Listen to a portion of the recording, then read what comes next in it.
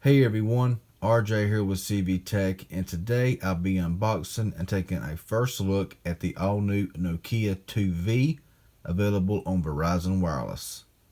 Let's check it out.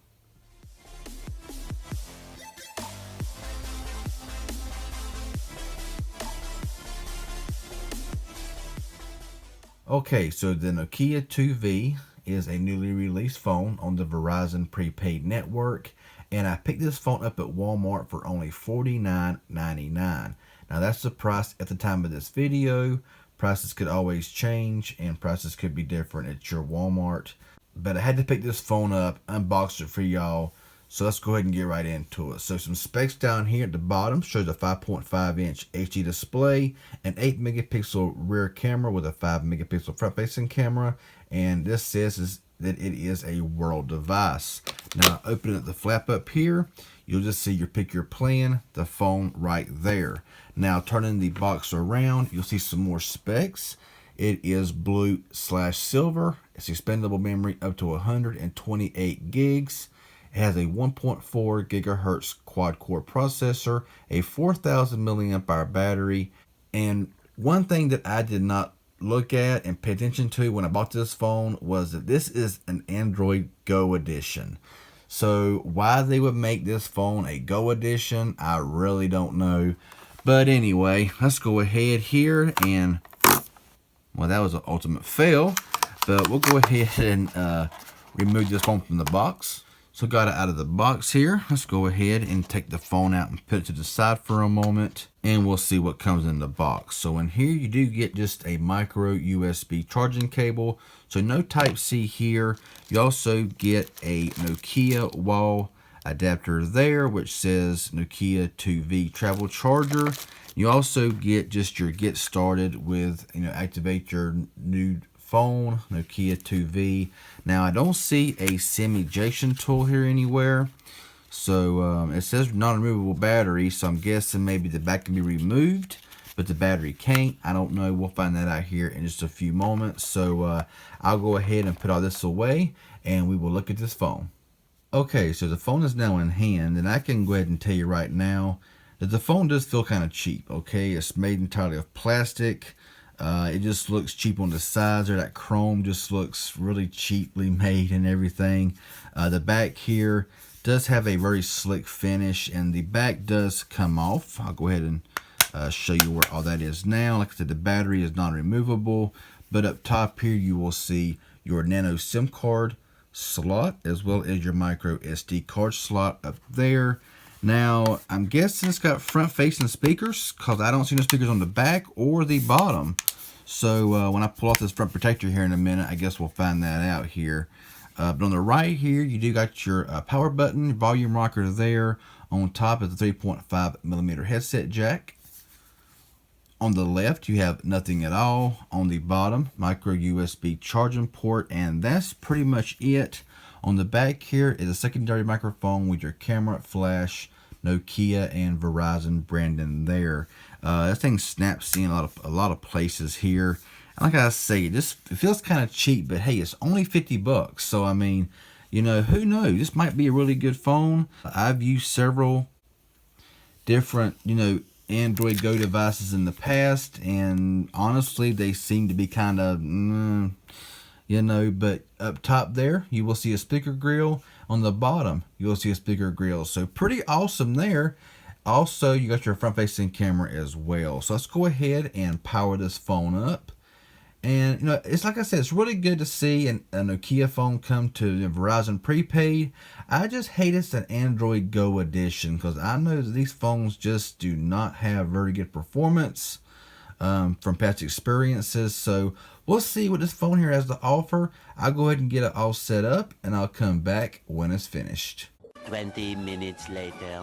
Okay, so we're finally set up and ready to go, and Verizon makes their prepaid phones extremely difficult to get past the activation screen into the home screen without making you want to sign up for a new line of service and all that kind of stuff. Not sure how I done it, but I bypassed it and got to the home screen, so here we are. Now, like I may mention, this is a very budget-friendly device. Now, I mean, even when the build quality, whenever you're running your finger across it there, The back cover, it just felt like it overlaps a little bit, and you can kind of feel a little bit of roughness. But like I said, the price point, okay? But it does have a nice color here. It's blue on silver and everything. It looks really nice. Got a nice looking design to it, but it just feels cheap. So anyway, let's go ahead and go into the phone here. Now the screen is 720p and actually don't look bad at all. The screen looks pretty nice and vibrant and very clear. Swipe up here, go into your apps.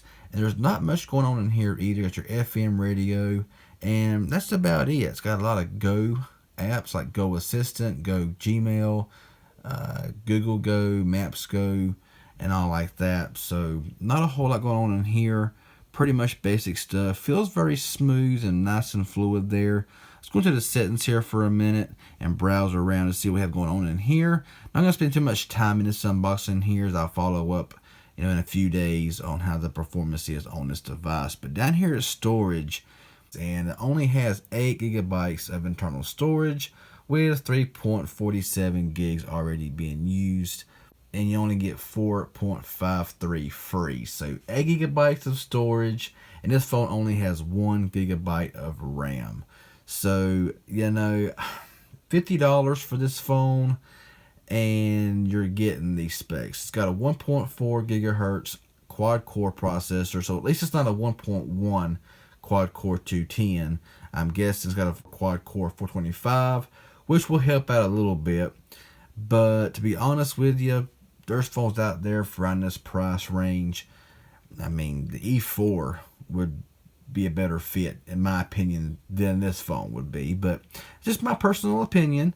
Now go in here to system and look at about phone, and this phone does run Android 8.1 out of the box with December 2018 security patch, and it does have a system update already for it, so that's pretty nice there. But really here in the settings, there's just not a whole lot going on.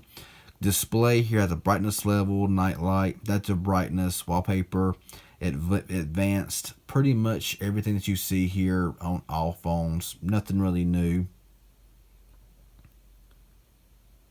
Go into sound here, and we're going to see just how this, if this is dual speakers or a one single speaker or not. So let's go ahead now, giving you a second to adjust your volume on if you're wearing earphones, because I don't want just to be really, really loud in your ear.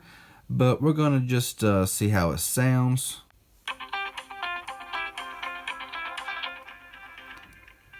And apparently it's only the bottom speaker that's putting out any sound. Now that wasn't full volume, but at least it is coming out of the front speaker, so it's not on the bottom or the back. It is on the front, but the bottom one is the only one that does work, so that's not bad. That's pretty good there. Now pull the drop down here, and you got your typical stuff here as well, like Wi-Fi, battery saver, flashlight, Bluetooth, screen capture, data saver, and stuff like that. So let's take a brief look here in the camera to see what kind of settings we have going on in here. Up top there is your front-facing camera button. Got your flash. This button up here is for your self-timer. This button up here just says on or off, so beauty mode maybe, I don't know. Your settings button up here, photo mode, panorama, manual, and then your settings. Got your shutter control, shutter sound, grid, watermark, mirror photos for front camera, location tag, and resolution. Rear camera is 8 megapixel and front camera is 5 megapixel. Go back out of here and go into camcorder mode, and up top there is just your flash and your front facing camera button. It's got a video, time lapse, slow motion, and then your settings. You got shutter sound, grid, resolution. You can record in 1080p in the front and rear camera, so 1080p, 720p, and 480. And the same for the front, 1080, 720, and 480. So not bad there at all. I did take a little sample shot here of the Nokia box here, and honestly, it don't look bad. I mean, pinching in here, it does seem to look pretty clear. You can see the text really good. Now, it's not the best camera in the world, but I mean, it's not that bad. So honestly, I want to use it for a few days, put some apps on it, see how it works. But 1 gigabyte of RAM, 8 gigabytes of storage, 1.4 quad core processor.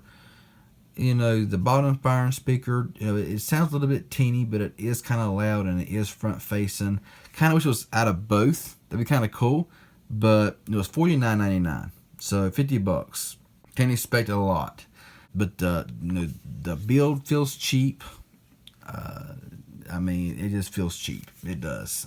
Honestly, is my first impressions is $50 for this phone. If you can find an E4, it's a bit older and everything, but it would run circles around this phone, to be honest with you. I'm not a big fan of Android Go Edition phones to begin with, but if you want an Android Go Edition phone, then stick around. I'll use it for a couple of days, take a few pictures with it inside and outside, or at least outside, to see how the camera is and the performance, and I'll do a follow-up video here. So if you're not subscribed yet, please hit that subscribe button, hit that bell for notifications. If this was helpful and informative, hit that like button and leave any comments you may have. I'll get back with you as soon as possible.